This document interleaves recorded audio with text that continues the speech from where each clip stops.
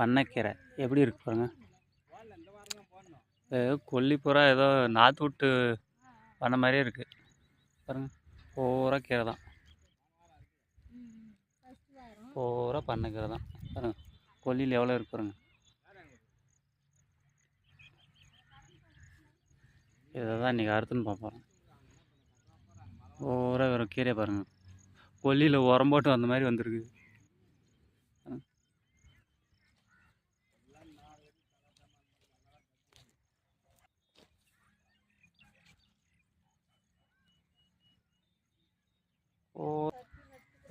பூரா கீரை, பண்ணைக்கீரை பாருங்க. பறிச்செடி நட்டுருக்காங்க, அதில் பறிச்செடியே இல்லை, பூரா கீரை தான் இருக்குது.